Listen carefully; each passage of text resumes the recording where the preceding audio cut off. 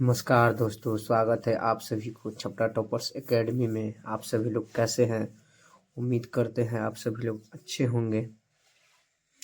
आज हम फिजिक्स के जो क्लास 10th में पढ़ते हैं वो बच्चे के लिए इम्पोर्टेंट है। जो फिजिक्स हम लोग देखेंगे, इसके जो पहले वाला टॉपिक है वो हम पिछले वीडियो में कवर कर चुके हैं।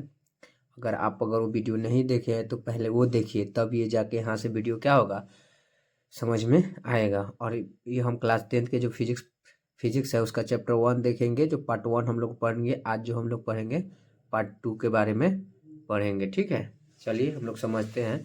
आप लोग देखे थे कि दर्पण कितने प्रकार के होते हैं, तो आप लोग पता है कि दर्पण दो प्रकार के होते हैं, एक समतल दर्पण है, एक गोलीय दर्पण। तो हम स्टार्ट करते हैं पहला समतल दर्पण। इसको अच्छा से हम लोग क्या करते हैं समझते हैं। ठीक है, देखिए पहले हम सब समतल दर्पण के बारे में पढ़ते हैं।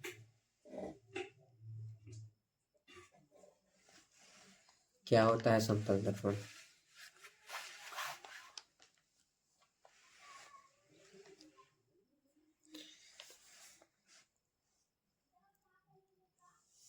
समतल दर्पण इसको तो हम अच्छा से समझते हैं, समझिए आप लोग। देखिए, ऐसा पदार्थ जिसका प्रवर्तक पृष्ठ एकदम सीधा हो समतल दर्पण कहलाता है। ठीक है, ऐसा दर्पण जिसका प्रवर्तक पृष्ठ एकदम सीधा हो समतल दर्पण कहलाता है। मैंने जो प्रवर्तक पृष्ठ क्या हो सीधा, उसे क्या कहते हैं? समतल दर्पण। देखिए ये प्रवर्तक जो पृष्ठ है क्या है? सीधा है, इसी को क्या कहते हैं? समतल दर्पण कहते हैं। ठीक है, और इस पर जो आने वाली प्रकाश किरण है उसको आपतित किरण कहते हैं, और इस पर जो लौट के जो जाती है प्रकाश उसे क्या कहते हैं? परिवर्तित किरण कहते हैं। ये भी ध्यान दें। और बीच में जो ये है अभिलंब, इसको बोला जाता है। ठीक है, ध्यान दीजिएगा, इसको क्या बोलते हैं? कोण। तो इस कोण को आपतित किरण और अभिलंब के बीच की जो कोण होता है उसको आई से डिनोट करते हैं या आपतन कोण कहते हैं। और परावर्तित किरण और अभिलंब के जो बिंदु कोण बनता है उसके परिवर्तन, इसको आर से देते हैं। तो कोण आई बराबर कोण आर। अगर ये 45 डिग्री है तो ये भी कितना डिग्री होगा? 45। आगे देखेंगे। और इस पर जो जो परत रहता है चढ़ा हुआ, देखिए नाइट जो परत चढ़ा हुआ है कलर किया, उसको नाम है एजी। ठीक है, सिल्वर, इसको ब्रोमाइड भी बोलते हैं। ठीक है, चलिए तो आप लोग समझे समतल दर्पण के बारे में। आगे हम लोग देखते हैं। ठीक है,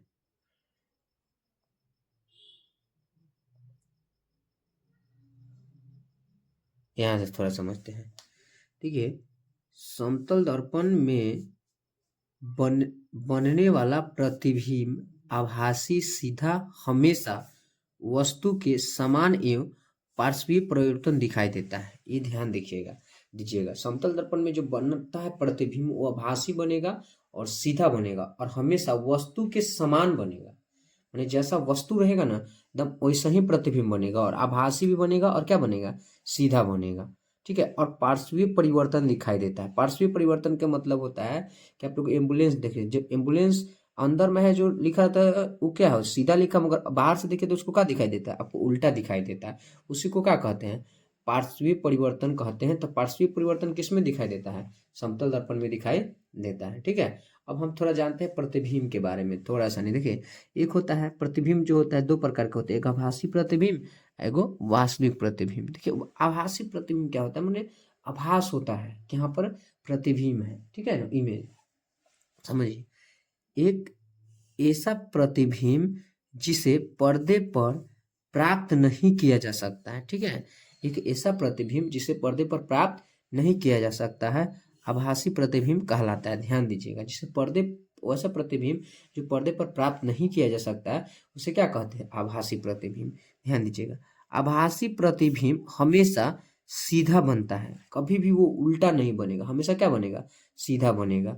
और ठीक है ना, और वो क्या बनता है? पॉजिटिव भी बनता है, मतलब धनात्मक। आभासी प्रतिबिंब क्या बनता है? धनात्मक भी बनता है। आगे हम लोग देखते हैं कथी दूसरा जो वास्तविक प्रतिबिंब। ठीक है, अब इसके बारे में, ऐसा प्रतिबिंब जिसे पर्दे पर प्राप्त किया जा सकता है, ऐसा प्रतिबिंब जिसे पर्दे पर क्या कर सकता है? प्राप्त किया जा सकता है, वास्तविक प्रतिबिंब कहलाता है। ठीक है, वास्तविक प्रतिबिंब हमेशा उल्टा बनता है। वास्तविक प्रतिबिंब जब भी बनेगा हमेशा क्या बनेगा? उल्टा बनेगा। और क्या बनेगा? निगेटिव, माने धनात्मक ऋणात्मक बनेगा। वास्तविक प्रतिबिंब उल्टा बनता है तो क्या बनेगा? ऋणात्मक। ठीक है, यहाँ तक आप लोग समझे होंगे। ठीक है, देखिए ये जो है समतल दर्पण है, ध्यान से देखिए आप लोग, ये जो गया है क्या है, समतल दर्पण है। और समतल दर्पण में पार्श्वीय परिवर्तन हम भी बताते, देखिए के यहाँ पे लिखे हुए हैं, के सीधा लग रहा है और इधर टाइप से क्या लग रहा है, उल्टा लग रहा है। इसी को क्या करते हैं, पार्श्वीय। तो जो सीधा होता है ना उसको क्या करता है, उल्टा कर, इसी को पार्श्वीय परिवर्तन कहा जाता है। तो समतल दर्पण में एक परिवर्तन होता है, उसे क्या कहते हैं, पार्श्वीय परिवर्तन। ठीक है, और ध्यान दीजिए जो बीम होता है, मतलब बीम जितना किलोमीटर पर होगा ना, जितना मीटर, जैसे 2 मीटर पर ये बीम, मतलब कोई लड़का क्या खड़ा है तो इसका प्रतिबिंब समतल दर्पण में 2 मीटर पर ही प्रतिबिंब बनेगा, जितना पर इमेज रहता है उतना ही पीछे ही उसका प्रतिबिंब बनेगा। ध्यान दीजिएगा, समझ में। देखिए 2 मीटर पर है तो उसका ऐनक में प्रतिबिंब पीछे कितना बना है, 2 ही मीटर पर बनेगा, मतलब बराबर आता है। तो समतल दर्पण प्रतिबिंब क्या बनता है, समान आकार के बनता है। ठीक है, ध्यान देखिए। और आभासी प्रतिबिंब बनेगा, सीधा बनेगा, हमेशा वस्तु के समान बनेगा, मगर जैसा वस्तु है, अगर 6 फीट के है तो 6 फीट बनेगा। ठीक है ना। देखिए 2 मीटर है तो प्रतिबिंब कितना मीटर बना, 2 मीटर बना। क्या आगे भी समझते हैं इसके बारे में थोड़ा। ठीक है, देखिए 2 नंबर में क्या कहता है, मतलब समतल दर्पण के बारे में ही समझते। देखिए समतल दर्पण वस्तु जितनी आगे होती है, समतल दर्पण वस्तु जितनी आगे होती है प्रतिबिंब उतनी ही पीछे बनता है। मैंने वस्तु को जितना आगे रखिएगा, मैंने 2 मीटर आगे रखे तो प्रतिबिंब कितना बनेगा, 2 मीटर पीछे बनेगा। ठीक है, वस्तु 2 मीटर आगे हो तो प्रतिबिंब दर्पण से 2 मीटर पीछे बनेगा। वस्तु 2 मीटर आगे है तो प्रतिबिंब दर्पण से कितने पीछे बनेगा, 2 मीटर पीछे ही बनेगा। ठीक है, और भी समझिए, कोई व्यक्ति समतल दर्पण में भी चाल से आता है, कोई व्यक्ति समतल दर्पण से भी चाल से आता है, मान लिए, तो उसका प्रतिबिंब टू भी चाल आता हुआ प्रतीत होगा। अगर भी चाल से आ रहा है तो प्रतिबिंब कैसा प्रतीत होगा, कि टू भी चाल से आ रहा है। देखिए मतलब दोगुना हो जाएगा। देखिए ये कोई लड़का है और ये भी चाल से, मतलब 2 किलोमीटर प्रति सेकंड से चल रहा है, मगर इसको दर्पण में कितना दिखाया जा रहा है, 4 मीटर प्रति सेकंड, मैंने दोहरा के दिखाई दे रहा है। भी वर्ष से चल रहा है तो 2 भी वर्ष से आ जाता है। ठीक है, 2 भी चाल से दिखाई देता है।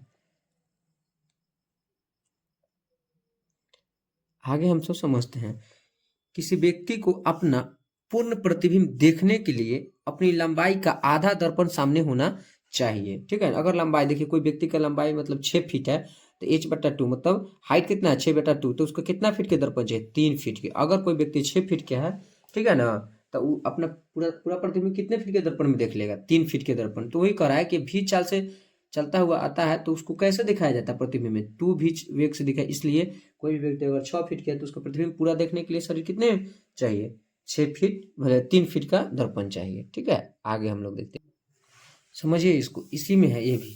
ठीक है ना। देखिए यदि आपतित किरण को स्थित रखकर, यदि आपतित किरण को स्थित रखकर दर्पण को थीटा पर घुमाया जाए, मैंने आपतित किरण को क्या कर दिया था, स्थित रख दिया मैंने एक ठे, और दर्पण को थीटा पर घुमाया जाए तो परिवर्तन कोण का मान 2 थीटा प्राप्त होगा। ठीक है, कुछ समझ में आया। यदि आपतित किरण को स्थित रखकर दर्पण को थीटा पर घुमाया जाए तो परिवर्तन कोण का मान 2 थीटा प्राप्त होता है। ठीक है, देखिए ये आपतित किरण है, ठीक है ना, ये आ रही है, इस किरण को क्या करेंगे आप, यहाँ से टकराएगा तो इसका ये दर्पण है। ठीक है, अब इसको क्या किया जाए, घुमाया जाए, मैंने ऐसे करके इसको घुमाया जाए। अगर 10 डिग्री घुमाए तो कितना डिग्री हुआ, 20 डिग्री, 15 डिग्री घुमाए तो किस तरह, मैंने दर्पण को थीटा पर घुमाया जाए तो दिखाई कितना पड़, 2 थीटा परिवर्तन हो जाएगा। ठीक है ना, तो 10 डिग्री थीटा घुमाया तो कितना डिग्री, 20 डिग्री, 15 डिग्री घुमाया तो 30 डिग्री। आया समझ में, ध्यान दीजिएगा। आगे देखिए, सब पूछता है एग्जाम में, समतल दर्पण की फोकस दूरी अनंत होती है। समतल दर्पण की फोकस दूरी क्या होती है, अनंत होती है, ये भी होता है। ठीक है, आगे देखते हैं तो निशा, समतल दर्पण की आवर्धन क्षमता हमेशा एक होती है।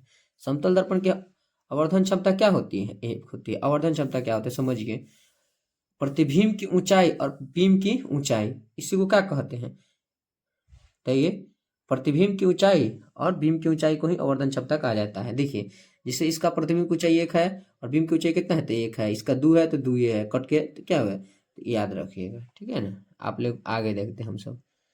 अब यहाँ पे हमारा टॉपिक है समतल दर्पण का उपयोग, समतल दर्पण का उपयोग। ठीक है, आगे देखते हैं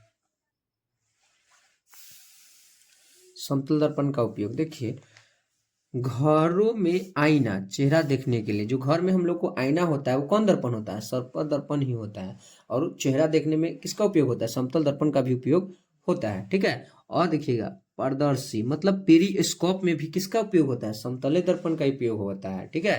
देखिए दो समतल दर्पण को 45 डिग्री कोण पर जोड़ा जाता है। दो समतल दर्पण को कितने पर जोड़ा जाता है? 45 डिग्री पर। किस में? पेरिस्कोप में। देखिए ध्यान से, ये पेरिस्कोप है, देख रहे हैं? यहाँ पे जोड़ दिया गया है और यहाँ से देखा गया है, देख रहे हैं? एक शब्द अब यहाँ पे कोई चीज है तो यहाँ से प्रकाश गया, इस पे टकराया, फिर इससे बाहर आया, तो यहाँ आदमी देख लेता है, तो इसको वही आता है। तो इसका उपयोग क्या है? पारदर्शी में, पेरिस्कोप में, मतलब पनडुब्बियों में और खाई में छुपे हुए दुश्मनों को पता लगाने में भी किया जाता है। तो समतल दर्पण का पेरिस्कोप में होता है, ध्यान। पनडुब्बी में ये कहाँ उपयोग किया जाता है? पनडुब्बी में भी। ठीक है, पनडुब्बी में भी पेरिस्कोप लगा रहता है। ठीक है। अब बहुदर्शी माने कालिदी स्कोप। देखिए 3 समतल दर्पण को 60 डिग्री के कोण पर जोड़ा जाता है। ठीक है। उपयोग जैसे रंग बिरंगी तस्वीर बनाने में, माने चित्र बनाने में भी समतल दर्पण का उपयोग है, बहुत सारे इसका उपयोग किया जाता है। ठीक है। थोड़ा और समझते हैं, बहुत सारे क्वेश्चन है समतल दर्पण पर, समझने का प्रयास कीजिए आप लोग। देखिए समतल दर्पण से बनने वाला प्रतिबिंब की संख्या, समतल दर्पण से बनने वाला प्रतिबिंब की संख्या।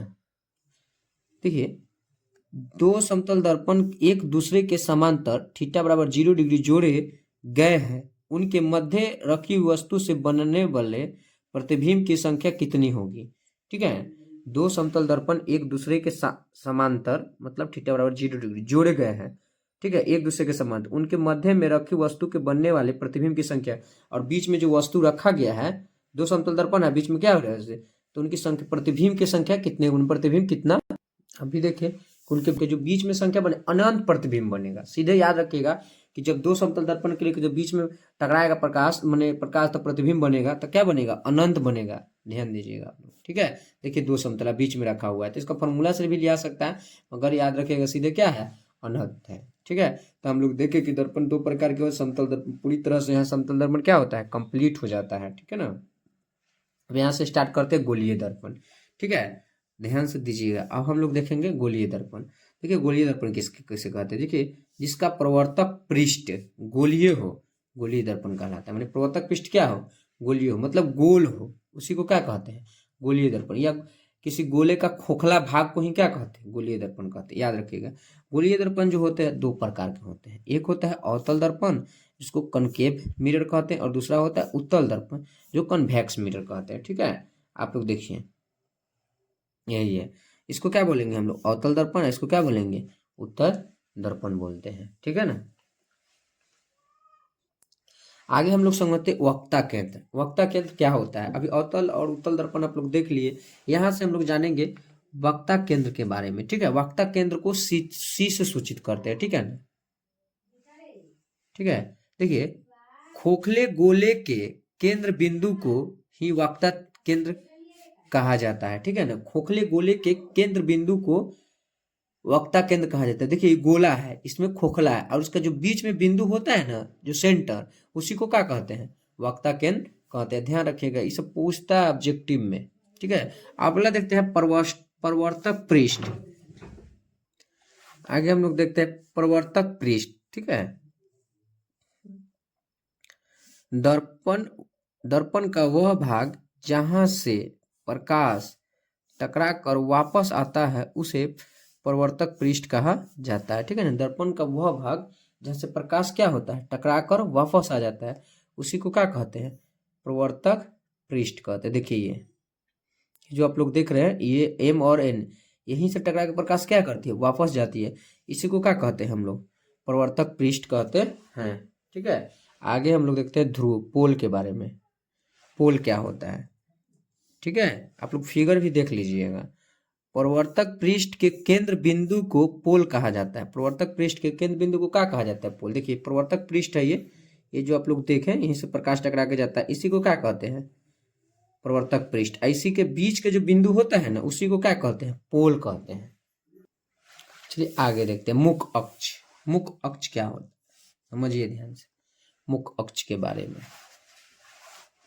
देखिए वह काल्पनिक रेखा जो वक्ता केंद्र एवं पोल को मिलाती है उसे मुख अक्ष कहते हैं। वह काल्पनिक है जो वक्ता केंद्र और पोल को क्या करती है, मिलाती है, उसे क्या कहते हैं, मुख्य। देखिए ये है, ये सीधा गया ना, वक्ता केंद्र ये हो गया, अमुक पोल हो गया, ठीक है, उसी को क्या कर दिया, मिला दिया, ये रेखा मिला दी, इसी को क्या कहते हैं, मुख्य अक्ष कहते हैं। ठीक, आगे देखते हैं मुख्य फोकस या फोकस बिंदु। ठीक है, आगे हम तो देखते हैं वह समांतर रेखाएं जो पृष्ठ से टकराकर जिस बिंदु पर मिलती है उसे मुख्य फोकस कहते हैं। वह समांतर रेखाएं जो प्रवर्तक पृष्ठ से टकराकर जिस बिंदु पर मिलती है उसे क्या कहते हैं, मुख्य फोकस कहते हैं। ठीक है ना, वह समांतर रेखाएं जो प्रवर्तक पृष्ठ से टकराकर जिस बिंदु पर क्या करती है, मिलती है, उसी को मुख्य फोकस। अब देखिए ये समांतर रेखाएं हैं, यहाँ गए और टकरा कर वापस जिस बिंदु पर मिल रहे ना, फोकस पर मिल रहे थे, इसी बिंदु को क्या कहते हैं हम लोग, फोकस कहते हैं। ठीक है, अब देखते हैं वक्ता त्रिज्या। वक्ता त्रिज्या रेडियस क्या होता है।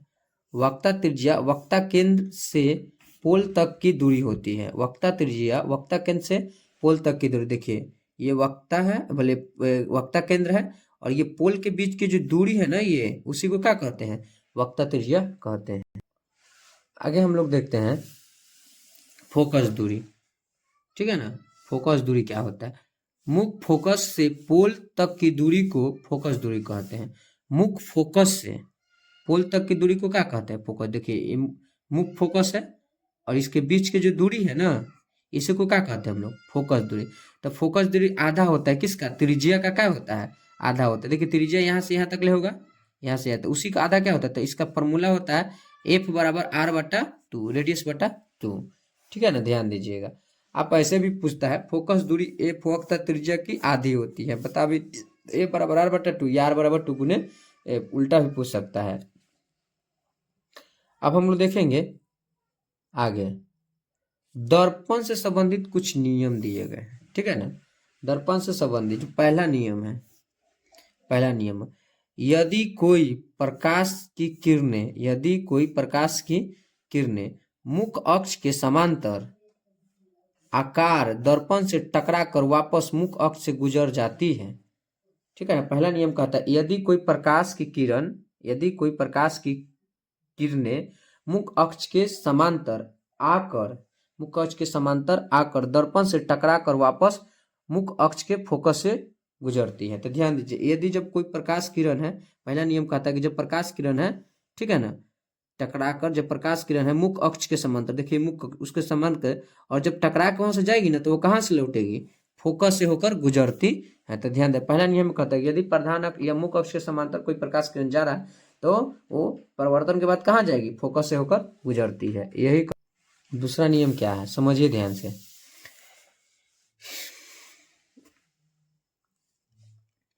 यदि कोई प्रकाश की किरण दर्पण के मुख्य फोकस से होकर दर्पण के मुख्य फोकस से होकर दर्पण से टकराती है तो टकराने के बाद मुख्य अक्ष के समांतर निकल जाती है। दूसरा नियम यह कहता है कि यदि कोई प्रकाश किरण है जो फोकस से होकर जाती है और टकराने के बाद क्या होती है, प्रधान अक्ष के समांतर हो जाती है। तो ठीक है ना, पहला नियम देखें कि अगर कोई प्रकाश किरण प्रधान अक्ष के समांतर जाती है, मुख्य समझते हैं, तो टकरा के फोकस से गुजरती है। मगर कोई प्रकाश किरण अगर फोकस से जाती है तो टकराने के बाद क्या होती है, मुख्य अक्ष के समांतर हो जाती है। ये दूसरा नियम। हम लोग अब तीसरा नियम देखेंगे। ठीक है, तीसरा नियम क्या कहता है, यदि कोई प्रकाश की किरण दर्पण के वक्ता केंद्र से होकर गुजरती है तो दर्पण से टकराने के बाद वस्तु उसी कोण वक्ता केंद्र के वापस चल जाते। तीसरा नियम में कहता है कि यदि कोई प्रकाश किरण वक्ता केंद्र से आती है, ठीक है, और टकराने के बाद भी उसी माध्यम में क्या होती है, चल जाती है, मैंने जिससे गुजरी ना उसी में क्या हो गई, देखिए ये आई और फिर टकराई और फिर यही में क्या हो गई, चल गई। इसी को क्या कहते हैं, नियम 3। नियम 4 तो आपको पता है कि आपतन कोण और परिवर्तन कोण क्या होते हैं, बराबर होते हैं। आप लोग पहले वाला वीडियो में देखिए, आप देख लीजिएगा, आप लोग बहुत अच्छा समझ में आएगा, बहुत अच्छा चैप्टर ये। ठीक है ना, जैसे आपतन कोण 20 है तो परिवर्तन कोण 20 है, आपतन कोण 40 है तो परिवर्तन कोण भी 40 है। ठीक है ना, आगे तो हमारा जो नियम उधर कंप्लीट हो चुका था। अब हम लोग देखेंगे अवतल दर्पण के बारे में, ठीक है ना। अच्छा से समझिए ध्यान से। देखिए अवतल दर्पण क्या होता है। अवतल दर्पण, ठीक है, ऐसा दर्पण जिसका प्रवर्तक पृष्ठ अंदर की ओर धंसा रहता है उसे अवतल दर्पण कहते हैं। माने ऐसा दर्पण जिसका प्रवर्तक पृष्ठ अंदर की ओर क्या रहता है, धंसा हुआ रहता है, उसे क्या कहते हैं, अवतल दर्पण कहते हैं। देखिए ये अंदर से क्या है, धंसा हुआ है, देख रहे हैं ना, ये पृष्ठ जो अंदर से धंसा उसे अवतल दर्पण। इसको अभी देखें पोल कहते हैं, इसको फोकस कहते हैं, इसको सेंटर कहते हैं, और ये लाइन को पूरा को क्या कहते हैं, मुख्य अक्ष कहते हैं। प्रकाश की किरणें परिवर्तन के पश्चात एक बिंदु पर मिलती है, इसलिए इसे अभिसारी दर्पण भी कहते हैं। ध्यान दीजिएगा, अवतल दर्पण का दूसरा नाम अभिसारी दर्पण भी है। अभिसारी दर्पण क्यों कहते हैं कि प्रकाश की किरणें परिवर्तन के पश्चात एक बिंदु पर मिलती है, इसलिए इसे क्या कहते हैं, अभिसारी दर्पण भी कहते हैं। देखिए यहाँ से प्रकाश गया प्रधान, अभी नियम देखें कि जब प्रकाश किरण प्रधान अक्ष के समांतर जाती है तो कहाँ से लौटती है, वापस टकराने के बाद फोकस से जाकर वो देखिए फोकस पर एक विशेष बिंदु पर क्या हो रही है, मिल रही है। इसी को क्या कहते हैं, अभिसारी दर्पण।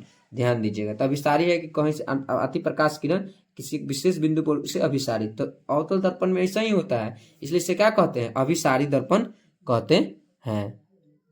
ठीक है ना, समझ में आ रहा है ना आप लोगों को, ठीक है। और फोकस देखिए, इसका फोकस दूरी होता है ऋणात्मक, माने निगेटिव होता है, याद रखिएगा। अवतल दर्पण का फोकस दूरी क्या होता है, निगेटिव। बहुत इंपॉर्टेंट क्वेश्चन है, बार बार पूछता है। सामान्यतः प्रतिबिंब बड़ा दिखाई देता है। अवतल दर्पण का जो प्रतिबिंब होता है वो क्या करता है, बड़ा दिखाई, मगर आप लोग देखिए समतल दर्पण एकदम सेम साइज का दिखाई देता था। और अवतल दर्पण जो प्रतिबिंब बनता है वास्तविक उल्टा बनता है, ठीक है, वास्तविक और उल्टा याद रखिएगा आप लोगों। अपवाद में ये भी याद रखिएगा, आभासी सीधा भी बनता है। एक तो में क्या करता है, अवतल दर्पण आभासी बनाता है, मतलब याद रखिएगा वास्तविक और काल्पनिक या आभासी, उल्टा सीधा दोनों प्रतिबिंब अवतल दर्पण क्या करता है, बनाता है। ठीक है ना, आगे देखते हैं हम लोग। चलिए आगे देखते हैं अवतल दर्पण का उपयोग। समझ में आ रहा है ना आप लोगों को, ठीक है, समझ में आ रहा है तो लाइक जरूर कीजिएगा। अवतल दर्पण का उपयोग, अवतल दर्पण सामान्य टॉर्च में, इसका उपयोग कहाँ होता है, सामान्यतः टॉर्च में देखा जाता है। वाहनों को हेडलाइट में भी अवतल दर्पण का उपयोग करते हैं। ठीक है, हजामती लोग के शेविंग बनाने में, मतलब केस बाल ये सब कटाते हैं तो जो आगे हमारा दर्पण लगा रहता है वो कौन सा दर्पण होता है, अवतल दर्पण। सोलर कुकर में, ठीक है ना, सोलर और कुकर में भी होता है। ठीक है, आगे आंख नाक गले वाले चिकित्सक भी इसका उपयोग करते हैं। मैंने डॉक्टर होता है, आंख नाक कान को क्या करते हैं, चेक करते हैं, दांत उत को भी, तो उसको क्या करेंगे, अवतल दर्पण लगा के देखेंगे तो बड़ा दिखाई देता है, इसके उपयोग उस लोग भी करते हैं। ठीक है, अभी देखिए यहाँ से भी इंपॉर्टेंट क्वेश्चन बनता है, अवतल दर्पण में प्रतिबिंब कैसा बनेगा और कब बनेगा और वस्तु को कहाँ कहाँ रखा जाए, तो ये थोड़ा इंपॉर्टेंट हो जाता है। तो आप लोग इसको देखिएगा ध्यान से, क्वेश्चन 2 नंबर पूछता है और 1 नंबर भी पूछते रहता है इस चैप्टर से। ठीक है ना, और ये चैप्टर बोर्ड के लिए बहुत इंपॉर्टेंट है। ठीक है, तो इसको आप लोग वीडियो स्किप नहीं कीजिएगा, आराम से देखिएगा इसको। ठीक है, देखिए जब वस्तु अनंत पर होती है तो प्रतिबिंब फोकस पर बनती है। ध्यान दीजिएगा, जब वस्तु अनंत पर होती है तो प्रतिबिंब कहाँ बनती है, फोकस पर। क्वेश्चन पूछता है कि जब वस्तु अनंत पर है तो प्रतिबिंब कहाँ पर बनती है, फोकस पर। और यह अत्यधिक छोटा और वास्तविक और क्या बनता है, उल्टा बनता है।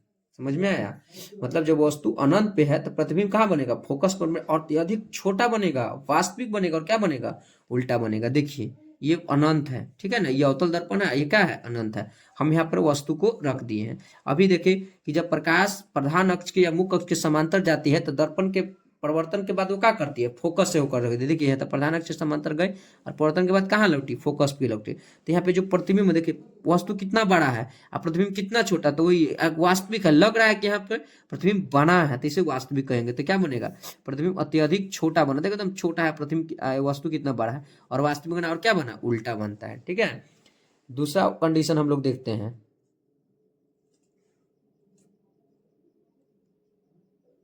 दूसरा कंडीशन, ठीक है, जब वस्तु केंद्र से पहले होती है, मतलब सेंटर से क्या होती है, पहले होती है, तो प्रतिबिंब केंद्र और फोकस के बीच बनती है। यह छोटा वास्तविक और उल्टा बनती है। देखो वस्तु जब क्या है, सेंटर से पहले है, देखिए यहाँ पे है, ठीक है ना, अब यहाँ से अभी देखें कि प्रकाश किरण प्रधान अक्ष से समांतर तो फोकस से गुजरा, दूसरा देखें कि जब फोकस से जाती है तो प्रधान अक्ष क्या होती है, समांतर।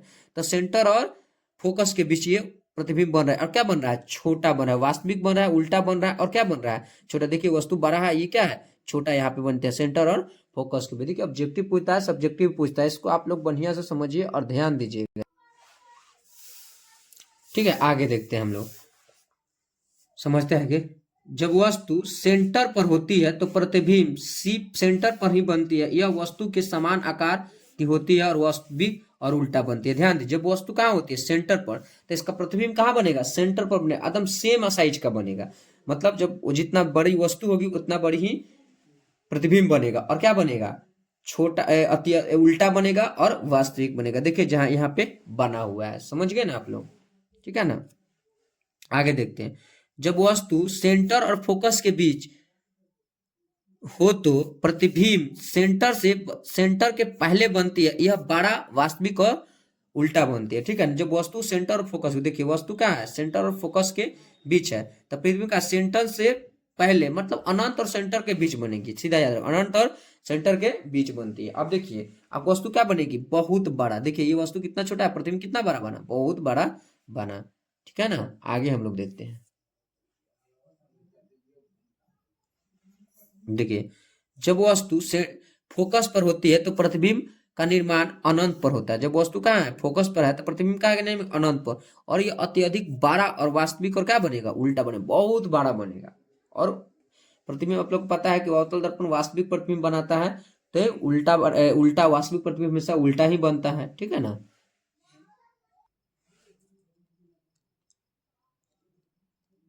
देखिए एक लास्ट है ये वस्तु वाला, जब वस्तु, ध्यान दीजिएगा आप लोग, जब वस्तु फोकस और पोल के बीच होती है तो प्रतिबिंब का निर्माण दर्पण के पीछे होता है, यह बड़ा और आभासी सीधा बनता है। देखिए जब वस्तु फोकस और किसके बीच, पोल के बीच है, प्रतिबिंब का निर्माण क्या है, पीछे, और क्या बना, बड़ा बना और आभासी बना। आभास हो रहा है, रियल नहीं है, आभास हो रहा है, मतलब पीछे से खींचा गया कि यहाँ पे बना है, तो ये बड़ा और क्या बना है, आभासी बना है, ठीक है। आगे हम लोग समझते हैं उत्तल दर्पण, ठीक है, उत्तल दर्पण के बारे में, ठीक है। अब क्या होते हैं उत्तल दर्पण, समझिए। ऐसा दर्पण जिसका प्रवर्तक पृष्ठ उभरा हुआ हो उत्तल दर्पण कहलाता है। देखिए उभरा हुआ है, ये क्या है, उभरा हुआ है, तो इसे क्या कहते हैं, उत्तल दर्पण कहते हैं। इसका फोकस इधर होता है और इसका सेंटर भी इधर होता है, प्रकाश हमेशा इस साइड से जाता है। अभी समझाएंगे चिन्ह प्रपाटी में, ध्यान दीजिएगा, ठीक है ना।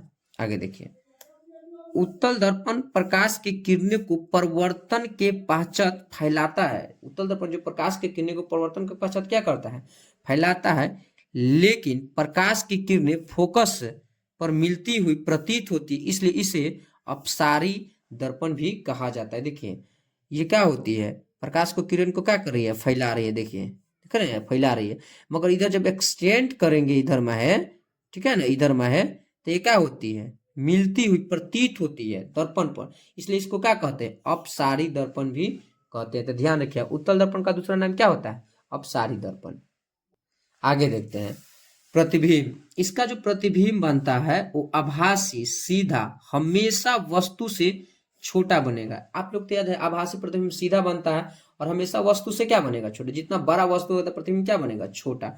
इसका फोकस दूरी जो होती है धनात्मक होती है, इसका फोकस दूरी क्या होती है, धनात्मक। आप लोग देखिए सीधा मतलब हमेशा छोटा। आप लोग देखे होंगे जो उत्तल दर्पण जो होता है वो गाड़ी के साइड मिरर में लगा होता है, और देखिए ट्रक हो गया पीछे, जब गाड़ी बड़ा बड़ा ट्रक जब बस जाता है, बड़ा बड़ा वस्तु होता है, और उसमें दिखाई देता है क्या होता है, छोटा। जब जितना बड़ा वस्तु रहता है उतना बड़ा वो दिखाई नहीं देता, एकदम छोटा दिखाई देता है, ठीक है। इसका फोकस दूरी क्या होता है, धनात्मक।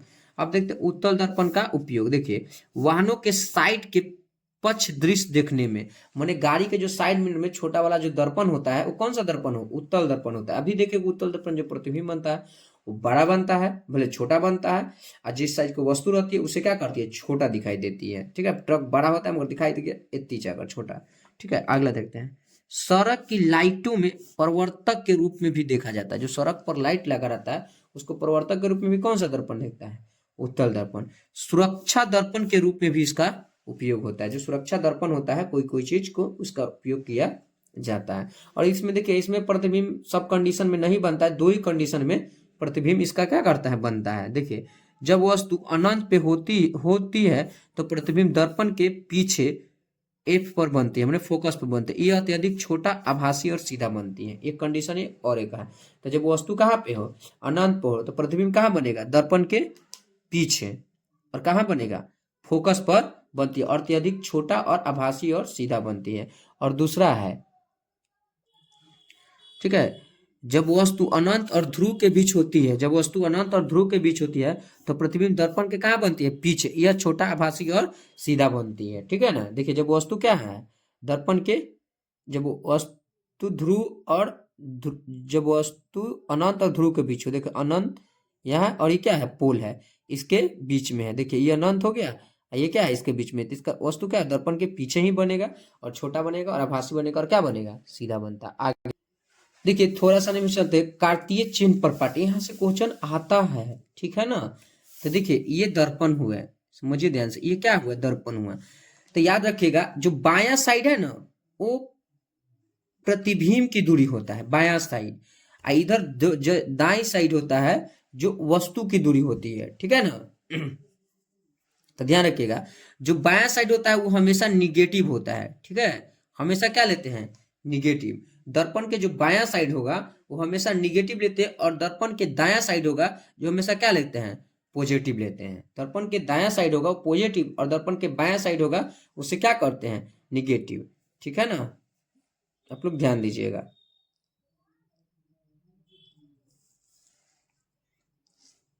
देखिए ये बीम के दूरी माने बीम के जो दूरी होकेगा ना, उसे बायां साइड से लेंगे और हमेशा निगेटिव लेंगे। बीम के जो दूरी होकेगा वो बायां साइड से लेंगे और हमेशा निगेटिव लेंगे। और जो प्रतिबिंब के जो दूरी होगा वो दाईं साइड होगा, जो हमेशा क्या लेंगे, पॉजिटिव लेंगे। आया समझ में, थोड़ा समझिए ध्यान से। अब देखिए यहाँ पे आप लोग देखते हैं प्लस, ऊपर जो देख रहे हैं एच बराबर प्लस, तो जो भी हाइट ऑफ इमेज होगा ना, मतलब दर्पण में जो भी हाइट ऑफ इमेज होगा वो हमेशा प्लस में लेंगे, हमेशा। देखिए ऊपर हो या दाया हो या बाया हो कोई मतलब नहीं है, हमेशा क्या लेंगे, प्लस में। मगर जो हाइट ऑफ इमेज के जो नीचा होगा ऑब्जेक्ट के रूप में, हाइट ऑफ ऑब्जेक्ट, ठीक है ना, वो हमेशा क्या लेंगे, माइनस में लेंगे हमेशा। तो यही चिन्ह प्रपाटी समझाता है कि अगर बीम की दूरी है तो हमेशा क्या लेंगे, माइनस में। अगर प्रतिबिंब की दूरी है तो हमेशा क्या लेंगे, प्लस में। और ऊंचाई है तो हमेशा माइनस में लेंगे, और ऑब्जेक्ट की नीचे है तो उसको क्या लेंगे हम लोग, माइनस में लेंगे, ऊपर वाला प्लस में। ये सब प्लस में रहेगा, जो हाइट ऑफ ऑब्जेक्ट है वो सब प्लस में रहेगा। थोड़ा अवतल दर्पण में हम लोग समझते हैं। देखिए अवतल दर्पण है तो इसकी फोकस दूरी आप लोग को सबको पता है, ऋणात्मक। अब इधर वस्तु लेंगे तब पता प्रतिबिंब लेंगे, बीम लेंगे, वही वस्तु, तो क्या होगा, माइनस में ना होगा, ठीक है। अब देखो यू को बीम दूरी बोलते हैं, और एफ को, इसका फोकस दूरी भी क्या होता है, ऋणात्मक होता है। पर इसकी प्रतिबिंब दूरी जो होगा निगेटिव भी हो सकता है और क्या हो सकता है, पॉजिटिव भी हो सकता है। अब क्यों ऐसा होगा, तो आप लोग को पता है कि ये प्रतिबिंब वास्तविक भी बनाता है और क्या बनाता है, काल्पनिक बना। इधर भी इसका प्रतिबिंब बन जाता है। प्रतिबिंब के अभी बताया कि प्रतिबिंब जो दूरी होती है वो क्या करते हैं, निगेटिव में। मगर इसका प्रतिबिंब इधरों बनता है, इसलिए इसको क्या करेंगे, निगेटिव भी ले सकते हैं। इधर भी बनता है तो इसको क्या करेंगे हम, पॉजिटिव। देखिए समझिए ध्यान से, जो अवतल दर्पण का प्रतिबिंब होता है इधर भी बनता है, इसलिए निगेटिव हो गया। मगर जब इधर बनेगा प्रतिबिंब तो क्या लेंगे हम, पॉजिटिव, दाईं ओर बनेगा। तो वही है, तो इसका निगेटिव और पॉजिटिव दोनों होता है। मगर उत्तल दर्पण में ऐसा नहीं होता है, समझ में आया ना, उत्तल दर्पण में ऐसा नहीं होता है।